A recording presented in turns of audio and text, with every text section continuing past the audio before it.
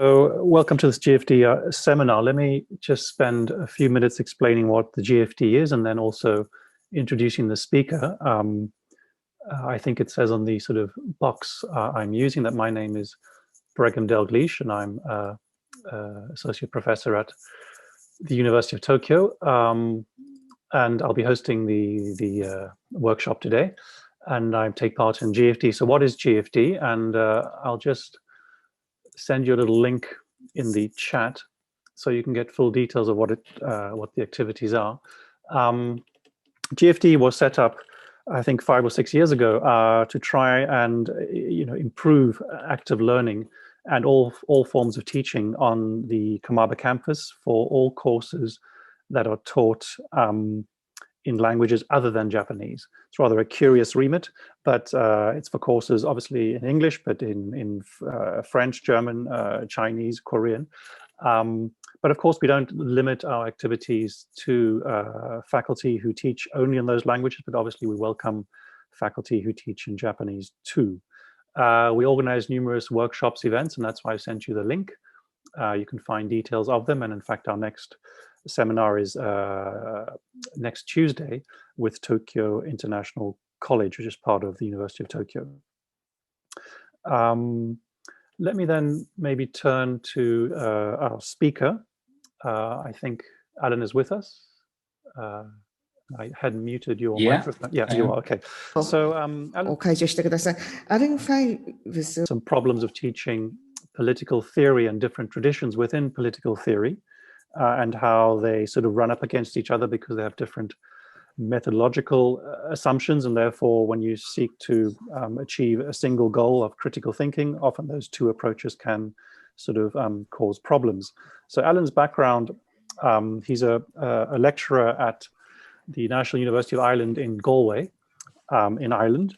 And if I can take a little bit of liberty in interpreting or presenting him to you, I want to suggest that his specialty is perhaps something called social citizenship, which might explain partly why he's in a department or a school of political science, the citizenship element, and sociology, the social side of it. And Allyn has worked in both of these areas of political science and sociology.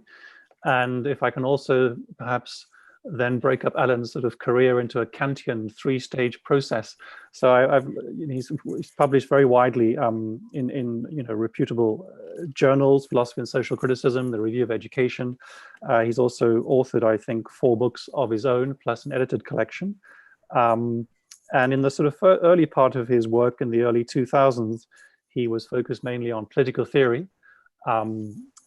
So the sort of citizenship side, if you like, dealing with questions of responsibility, ethics in the public sphere, and classic debates around liberty and freedom, if you like. And then for reasons he can tell us, or he doesn't have to, it seemed he had a middle phase, roughly in the 2010 to 2015 period, where he focused much more on what he calls applied social science. So he perhaps moved a little bit away from his political theory, the question of values, to more factual type of issues around the social conditions for learning, in fact. So he did a lot of work on that. And again, you can easily find details of this on his homepage at the National University of Ireland. And then I note more recently, the last 4 or 5 years, he seems to have returned in his third phase to his early work on political theory, perhaps getting back to the question of values again. And he has, again, published very widely on those topics. And one of the main reasons Allyn is our speaker today is because the GFD had invited him as a visiting professor to come in July last year, and for obvious reasons that could not take place. We still very much hope he can come in the near future and deliver a course on political theory, which he had put together for the PEAK program, and which obviously would have been open to all students at the University of Tokyo. So as a sort of a halfway house, or a way to keep Allyn or keep us in Allyn's good books, we're very pleased to have him deliver a seminar, or a workshop, sorry, today on political theory and the teaching of it and the problems that have arisen at the National University of Ireland in Galway. Let me just say a final word before I hand over to Allyn is that this workshop will obviously be recorded. I think many of you who are participating have been told this. And then there is obviously the capacity to listen to it in English or Japanese at the bottom of your screen interpretation. You simply click the language of your preference. And one small point in that respect is that when we use breakout rooms, there will be no translation available. But we do encourage you nonetheless, even if you're not a native speaker of English, to please take part in the breakout rooms. There's no obligation, of course, but please, we would love you to do that and feel comfortable to speak with the other people in the breakout room. But as I say, there will be no interpretation in those breakout rooms. Okay, so in today's session, I first want to look at a number of things to do with teaching and learning at my home university in NUI Galway as a way of introduction, and then go on to look at my area of specialism in teaching political theory. And the main focus here is on critical thinking in political theory. We'll then have a breakout session where I will invite you to take part in a critical thinking exercise that I run with my students at the third part of the session. So initially, when Brigham asked me to do this was all I had planned to do, just a simple, straightforward workshop on critical thinking. However, the more I thought about critical thinking in political theory, and in particular in the module that I'm going to be focusing on today, the more I realized that there was a significant problem here, and that the problem needed to be addressed, and it would require a revision to the module. So the second part of our session today will be looking at that problem, which is to do with incommensurability, something Brigham touched on earlier. So I won't say what that is at the moment, we'll come back to it. But so our session today would be very much of two halves. The first to do with critical thinking and our critical thinking exercise, and then the second to do with module revision, how you go about revising a module when you confront problems like this.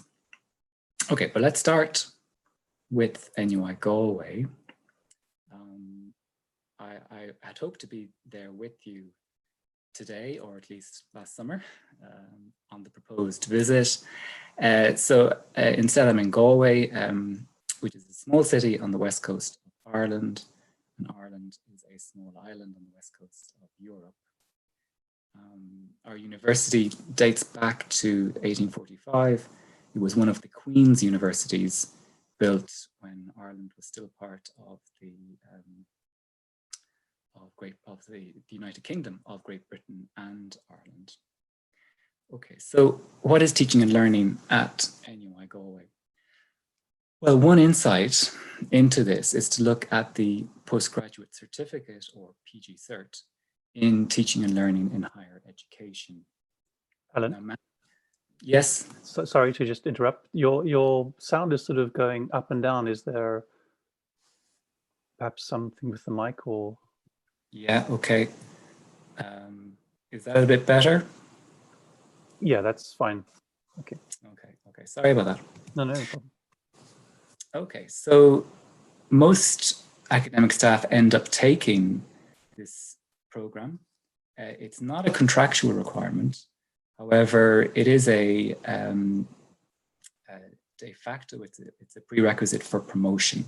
So if you want to progress from junior to senior lecturer, which are the two main grades of lecturer in Irish universities, and if you want to progress beyond that to professor, which is only a small elite of academics in Irish universities get to the professor level. It's the use of that term differs from other universities in other countries.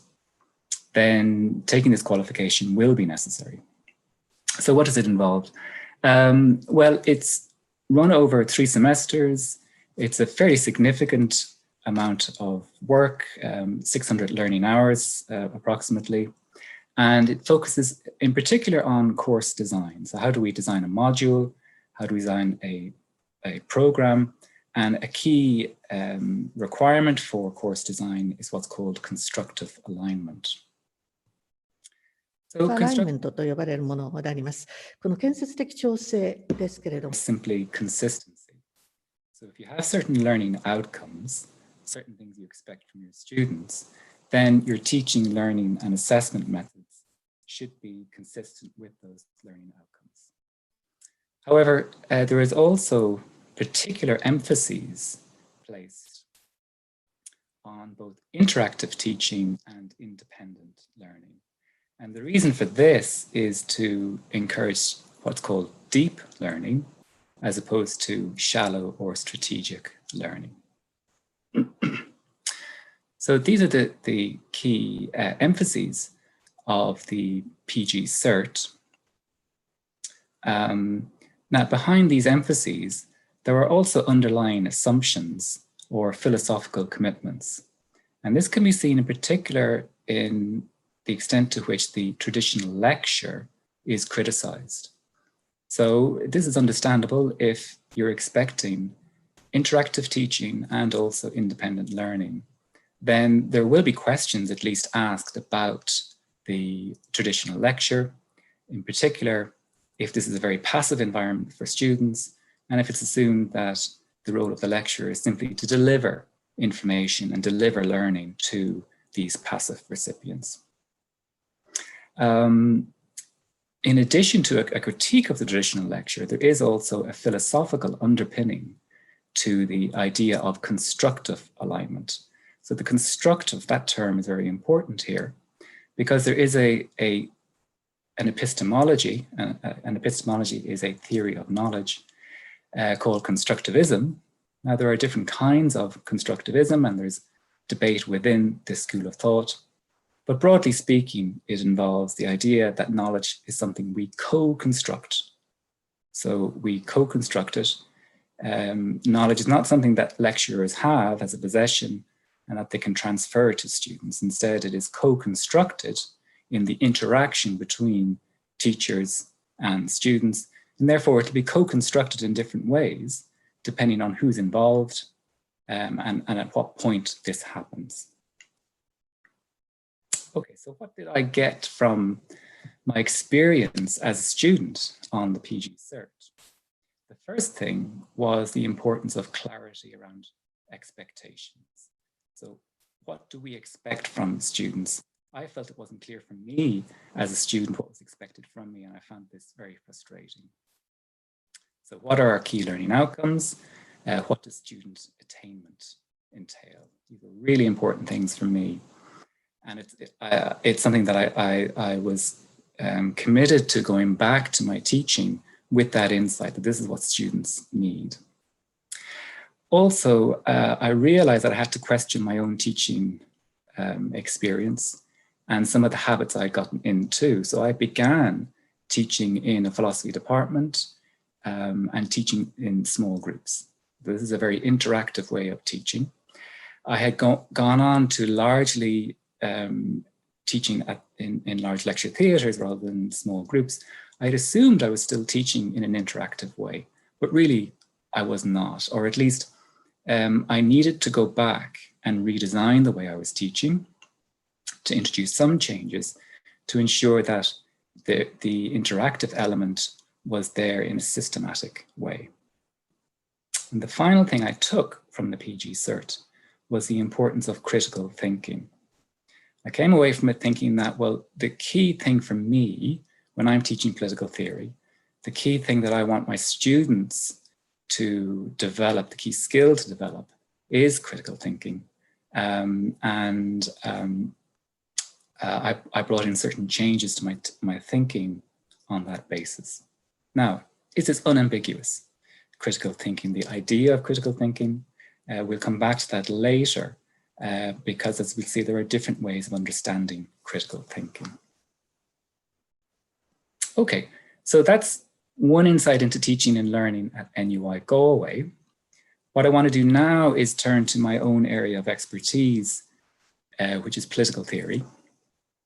And it's my area of expertise both as a researcher and a teacher. And much of my time, both as a researcher and teacher, is spent engaging with the work of people like this, Judith Schklar and Isaiah Berlin, both, as it happens, born in the same city, just a few years apart. But what exactly is political theory? Well, you can say it's a philosophical engagement with political ideas and problems, but that doesn't get you too far, really, because there's still this question, well, firstly, what is politics? What is political about these ideas and problems? Well, politics focuses on two issues in the main. There are others, but these are the most important. The first is to do with justice. So who gets what? Who gets the good things in life, the benefits, and who gets the burdens? And the second question is to do with power. Who decides these things? Who makes these decisions? And who should make these decisions? So those are two of the most important questions we ask in politics. Because this is a theory module, though, we approach these questions in a philosophical manner. So a philosophical approach is one that addresses what we find puzzling or perplexing, and what we continue to find puzzling or perplexing for millennia. So, for example, the questions, what is justice? And is political authority ever justified? These are questions that we continue to ask over and over again, and we find difficult to resolve. And a philosophical or theoretical approach is one that continues to do that work. So that is what I'm asking political theory students to do. And in doing so, there are certain learning outcomes. Now, I said that these are typical learning outcomes. They happen to be word for word the learning outcomes from the module that I want to talk about today. And I've highlighted one in different color there, the top one, which is to demonstrate critical thinking, including the ability to form an argument. I think most modules in most disciplines assume that they want their students to develop this skill. So you will have that as a learning outcome in most third level education. What we also have in addition is we expect students to be able to engage with the literature. So for example, Isaiah Berlin and Judith Schklar, to engage with their thought, to engage with the concepts and questions that they write about, but then also to apply this theoretical work to the analysis of these problems, these practical problems, such as justice and political authority. But critical thinking is there in the background the whole time. It's the key skill that you can't do either of the other two things without critical thinking. So critical thinking is key, but what is it? What do we understand by it? I'm just going to use one definition here, which has been informative for me for whether it's open to question or not. And it's the idea of metacognitive awareness. So it's not just thinking, it's not just cognition, it's thinking about thinking. It's being aware of and in control of your thinking. And then it'll be metacognitive awareness in some specific discipline. So we're asking students to be in control of the way in which they think as political theorists. And that is what critical thinking entails. So if you look at the literature on critical thinking in political theory, if you look at the pedagogy literature, now some of these are writing about political science more broadly, and some about political theory more narrowly, but they focus in the main on the different methods to promote critical thinking. Things like historical simulations, ethical simulations, ways in which to get students involved, ways to encourage independent learning. These are also interactive forms of teaching as well. So these are, as we recall from earlier, these are important commitments of teaching and learning at NUI Galway. And we see them here as well And these are different ways to encourage critical thinking. So what do I expect in my political theory module that I'm going to talk about? Well, I'm trying to encourage my students to think critically in two different ways. I want them to be able to interpret what people have written. So to read a book by Isaiah Berlin or a chapter from a book, and to interpret what he is saying. So that's one type of academic work that I expect students to be able to develop skills in and to use their critical thinking in.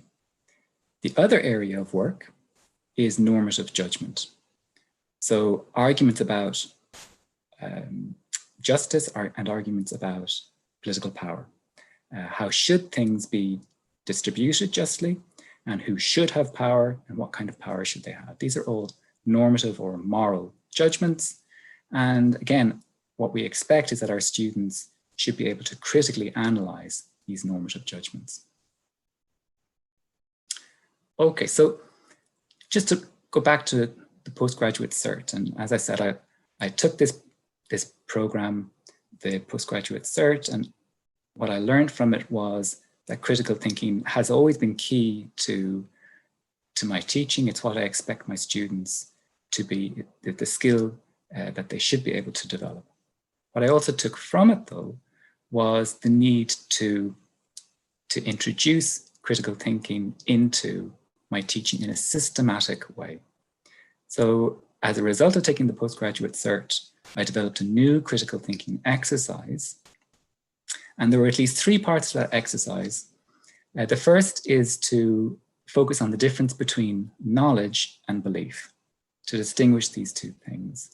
Then to go on to look at, well, how do we analyze the strength of an argument? We're reading arguments all the time, but how do we analyze their strength? And the final or third thing is then to apply these skills to analyze a specific argument.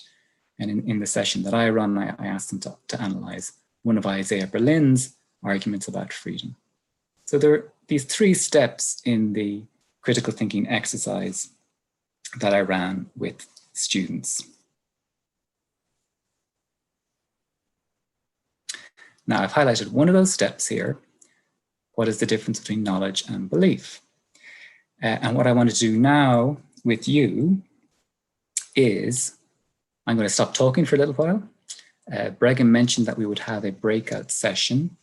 So I want to ask you to work together in that breakout session. And I want to get you to work together on the first part of this critical thinking exercise that I run with students. Now, I'm just going to show it to you here. This is the part of the session I want to run with you. What I will do is I will copy and paste this material into the chat function so that you will be able to see it in your breakout room. When you're in your breakout room, can you appoint a spokesperson, someone who's willing to report back after we complete the breakout session, to report back on what you have found? I'll give you about 5 minutes in the breakout session. I wanted to show you the type of session I run with the students, and as I explained there at the end, the type of message I'm trying to get across about critical thinking and what I'm trying to teach students about critical thinking. Also, as I said at the very start, initially when I was planning this workshop with you, this is all I had planned to do. I had planned to more or less stop at this point. And then the more I reflected on critical thinking, and the more I reflected on the module in which I run this session, the more I realized that there is a significant problem here, and it's a problem I need to address. So I started to do that. And the problem is to do with incommensurability. Okay, so let's start with one definition of incommensurability from Alistair MacIntyre.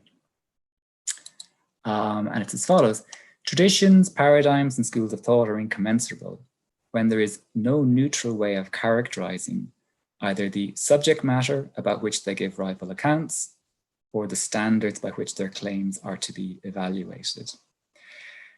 And just one example of incommensurability is the radical difference you see in European thought between medieval Christian thinking and later Enlightenment thinking. And medieval Christian thinkers proposed a certain way to think through everyday problems and to do so in a rational way. And yet later Enlightenment thinkers saw this not as rational, but as the opposite of rationality. They saw it as mere prejudice for various reasons, which we don't have to go into, but just the point is that you have here not just a different perspective, but one that's incommensurable, where the precise thing that Christianity is trying to do, namely provide a way to think rationally about our everyday problems, is, according to Enlightenment thinkers, the very opposite. It's the opposite of rationality. It's just mere prejudice. So this is a very radical type of difference, this incommensurability.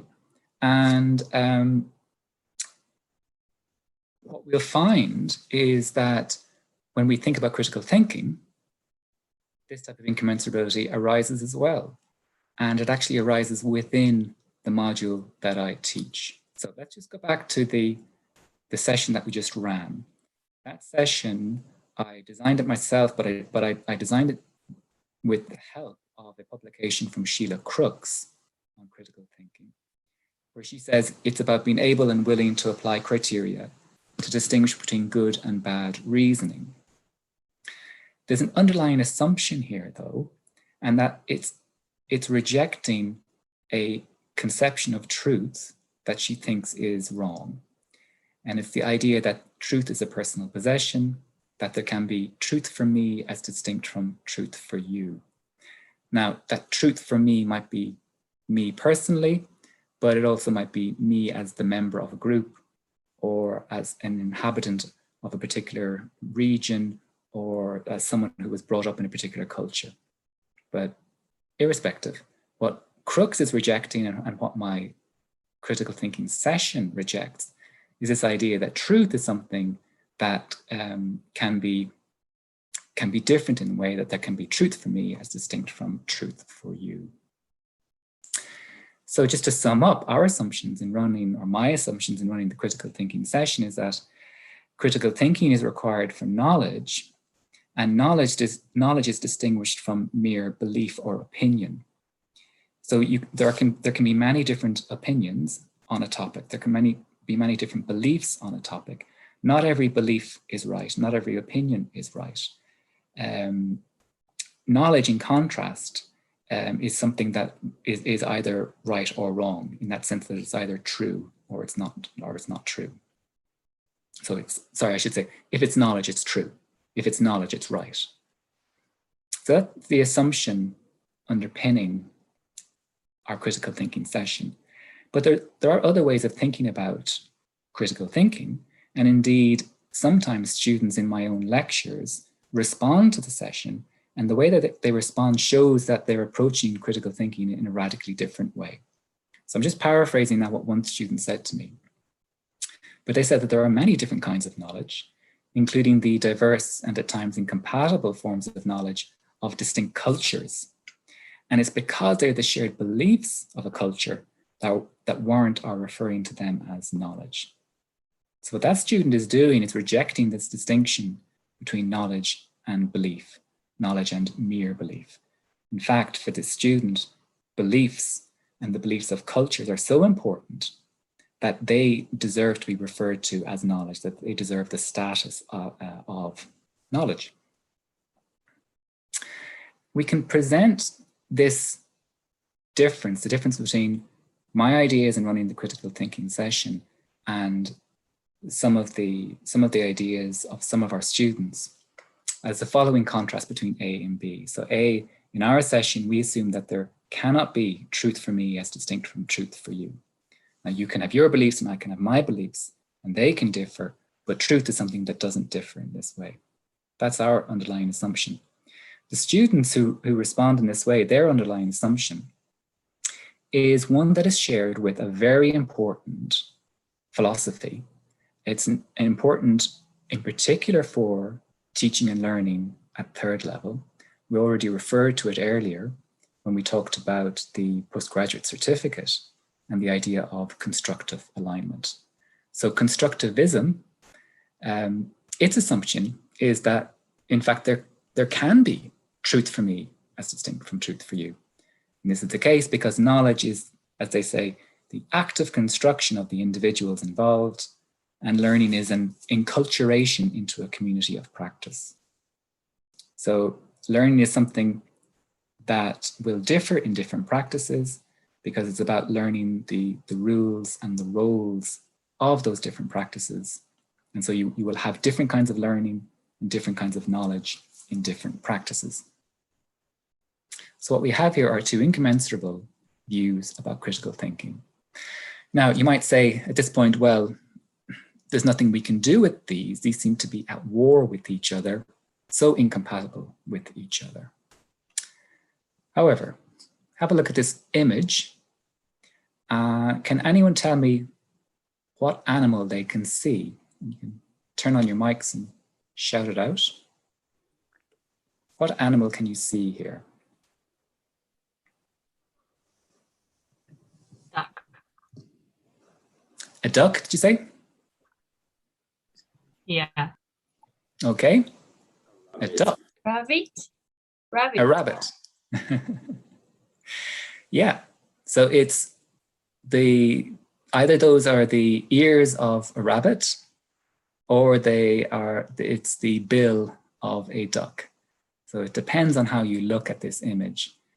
It's either a rabbit or a hare on the one hand, or a duck on the other. And Wittgenstein uses this image in his book Philosophical Investigations to show that the same thing can be viewed in radically different ways. And the interesting thing about it is that you have to choose either to see it as a duck or as a rabbit. You can't see it you can't see it as both at the same time. It involves this flipping back and forth. And maybe the two different ways of looking at critical thinking are the same as this image. It's two different ways of looking at the same thing. Interesting though, Wittgenstein, although he pointed to these radical differences between our seeing things, seeing the same thing, he also said that there were similarities, or what he called family resemblances, between these different ways of thinking. So even though there is incommensurability here in talking about critical thinking, maybe there are these family resemblances, and maybe they provide a foothold, a basis to build something on. And that's what I thought, that when I went back to thinking about these radically different ways of seeing critical thinking, I thought, well, perhaps there's some way of finding these family resemblances so that we can work in a productive way with these different approaches. Okay, so let's look at the political theory module that I teach and the incommensurability we find here. The module I teach with a colleague. I teach the first half, and my colleague, Dr. Kevin Ryan, takes over in the second half. And what we do is I teach 6 weeks of analytical political theory, and then he follows up with 6 weeks of continental political theory. So we have here two traditions in political theory. Now there are questions over whether this is a meaningful distinction. It's often used simply as a way to criticize the other guys and to reject them. But nonetheless, when you look at the way they approach critical thinking, there is incommensurability here. So it is important to focus on this difference. And not only is there incommensurability, but there are family resemblances too between the two traditions, and this might suggest a solution. So our module is Principles of Political Theory. It's a final year module for BA students, and we divided it equally, as I said, between myself and Kevin. Interestingly, that the students have the same learning outcomes. So in particular, they're expected to develop critical thinking. However, there is incommensurability in how critical thinking is understood by the two lecturers in the two halves of the module. So let's look at that incommensurability. And it really is quite a profound difference. So we'll start with the analytical tradition, which is the material that I teach. Here, to think critically requires clarity, precision, and testing claims against reality. So be clear about what you say rather than vague. Be precise, so you're talking about this thing and not something else. And then look at, well, what are the implications of saying this, of making a certain argument, let's say about the right to freedom of speech. What are the implications? So, you know, what are the implications for social order, for people becoming upset and distressed by what you say, and so on? Are we happy to accept those implications? And this is the way that we think critically, according to the analytical tradition. So for example, Isaiah Berlin starts by saying nothing is gained by a confusion of terms, and then goes on to distinguish between two different types of freedom. And people like Austin and Hare then say, well, anything you say has to be then tested against reality. Very much like the empirical sciences, like the natural sciences. So that's the analytical tradition. And here's the Continental tradition. Here, there's a very different understanding of knowledge. All knowledge is local rather than universal. And knowledge is always bound up with power. It's inextricably bound up with power. So for example, then all knowledge is local. So there are many different kinds of rationalities, as many as there are forms of life. But knowledge is also bound up with power. So it's not something that's neutral. So every time you make a distinction, like Isaiah Berlin does, between negative and positive freedom, or between being free and unfree, every time you make a distinction like that, that itself is an exercise of power. It's an act of violence. So that's the way in which power normally works. That's the way in which knowledge normally works. Critical thinking then is a response to that. It's a type of liberation. It's something practical. It's what Foucault calls strategic games of liberty. Now, I know Bregum Dalgleish knows much more about this than I do, and we can come back to that in the discussion. Anyway, we have quite a significant difference here between the analytical and continental tradition. And not only is it a difference, but there is disapproval on each side. So each tradition rejects the other. Each one thinks that they're talking about critical thinking. But what counts as critical thinking for one is the very thing that critical thinking should be fighting against for the other. So again, we have incommensurability. So what's the view of continental political theory? They look at their analytical colleagues and they say that they simply make domination more severe because they proceed by making distinctions, by laying claim to certainty, and by not accepting the plurality of distinct rationalities. Analytical political theorists, they look at their continental colleagues and they see that their approach leads to vagueness and immorality. Vagueness because they refuse to make distinctions, hard and fast distinctions, and immorality because they refuse to condemn what's morally wrong, for example, domination. So we have this incommensurability, but there is a hope here because there also is a family resemblance. So what is the family resemblance? Well, they're each concerned with the same thing. They're each concerned with rationality, and they're each engaged in an evaluative enterprise. Rationality is something that you use in politics and that you use so as to escape from the bad things in life, to put it simply. So they each place critical thinking above error, confusion, and ideological distortion. So that they share these commitments and they share these ideas, and perhaps that overlap between the two traditions, that family resemblance, is the basis from which to start to work more collaboratively. Okay, so at this point, I return to the module in which I run the critical thinking session.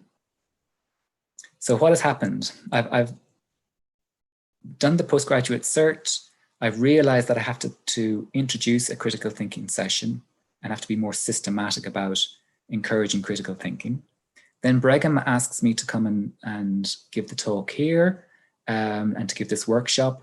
And I start to think about the different ways in which critical thinking is understood within our own module, and how there's incommensurability between the two different approaches to critical thinking. And that forces me to accept that myself and my colleague have to think about this. And what we do is a number of things, but basically we've decided we have to revise our module.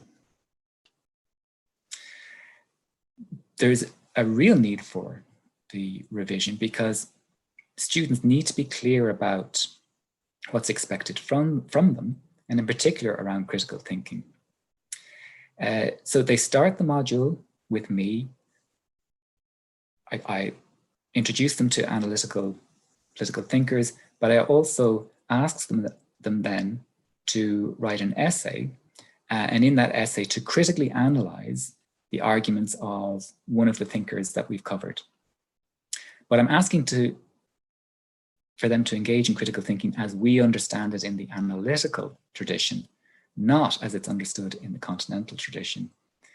And if a student makes a mistake here, if they come at the essay from within the Continental tradition, it may be very difficult for them to succeed and to do well.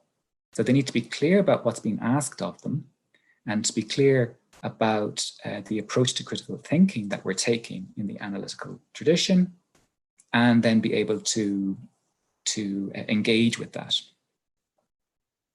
Okay, so these are the first 4 steps in the revision of the module.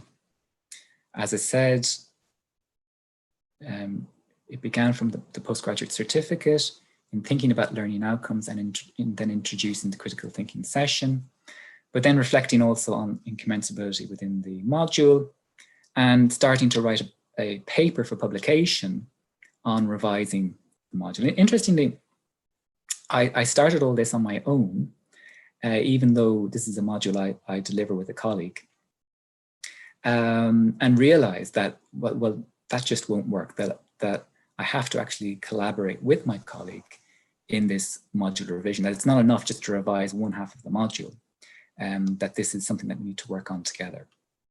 So then, as a collaborative exercise, we started to think about this incommensurability, and we decided we'd work together on this paper, and also hopefully use the paper as a learning resource for our own students, and to get their feedback on the paper, as well as the proposed revisions, and to have their feedback feed into our revision. Okay, so one of the interesting results of all of this is that there's incommensurability between the analytical and continental traditions. And that incommensurability is evident when I sit down with my colleague and try to work through these problems. Because we're coming at these problems from incommensurable traditions with different assumptions, and those assumptions are radically different. So that's an important issue. One of the positive results of that engagement is that it was my colleague who suggested that we consider family resemblance, the family resemblance between traditions, rather than just seeing them as incommensurable. And that's been important because it's led to the following idea, the idea of epistemic toleration. So let's say a little bit about epistemic toleration, because this will be key now to our joint approach to a module that has these two incommensurable traditions. So what is toleration? Well, toleration more broadly, outside of academia, we tolerate a practice, let's say someone's parenting practices that you disagree with, someone's religious practices that you disagree with. You tolerate it when, despite having good reasons for your disapproval, and despite having the power to intervene, to act on your disapproval, you don't intervene. You just let it be. You let them act as they wish to act. Now, those who are in the analytical and in the continental traditions, they can find very good reasons to disapprove of the other tradition. However, there's also, as we said, family resemblances between them. So can those family resemblances be the basis from which to get some motivation, some reason to tolerate what you disapprove of? So there's good reasons to disapprove of the analytical tradition if you're in the continental tradition, but should you also tolerate it? And what we're asking students to do is to tolerate in this way. So we're asking students not to finally defeat one tradition over the other. Instead, from a standpoint of epistemic toleration, motivated in part by an awareness of family resemblances, our aim is not to overcome incommensurability between the traditions, but rather to make students aware of and encourage their critical analysis of the two traditions. So yes, you might have very good reasons to be critical of the other tradition, but nonetheless, we want you to engage with it and to engage with it in good faith, and to, in that way, tolerate the other tradition. Interestingly, in this process of revising the module with my colleague, we found that there are certain terms that we can't agree on, and there are certain terms and concepts that we can't use, at least not when we're talking jointly about the module. So those terms include normative and moral. Those are terms that I would normally use as an analytical thinker, and my colleague feels that no, that they entail assumptions that he's not happy with. Also, as you saw from the critical thinking exercise, I'm distinguishing knowledge from belief. Again, that's not something that he thinks we should be doing when we're talking about the whole module. And also, I'm assuming that there are real distinctions between legitimate power and illegitimate power. And again, it's something that he is saying, no, we shouldn't be assuming that, or assuming that we can make those distinctions, because that would be problematic for his part of the module. Now, what point are we at now? Well, we're halfway through writing our paper about this. We're then going to turn to revising the module for the next academic year, which for us starts in September. We're going to start with a new learning outcome. And the new learning outcome is not just to demonstrate critical thinking, but also critical thinking that involves the ability to analyze the different approaches to critical thinking. We're going to have a new opening session, the first lecture of the year. It will focus on critical thinking, but also on incommensurability between the two traditions. And we make it explicit and clear to the students that there are these different approaches to critical thinking, and that's what they will be learning about and engaging in. And then this will also have an impact on assessment.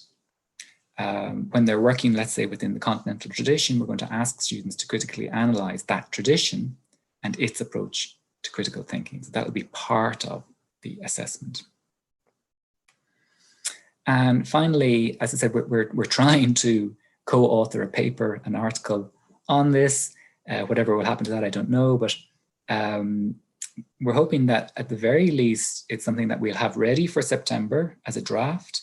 We'll share it with students. It'll be a learning resource for them. We'll also ask for their feedback on it and incorporate that feedback into the revision of the paper. And so the revision process will start for this academic year, starting in September, for the next academic year starting in September. And we will see then what further revisions and changes we need to make to the module based upon the feedback of our students. Okay, so that's the point that we've reached. That's as much as I can say about the module revision. And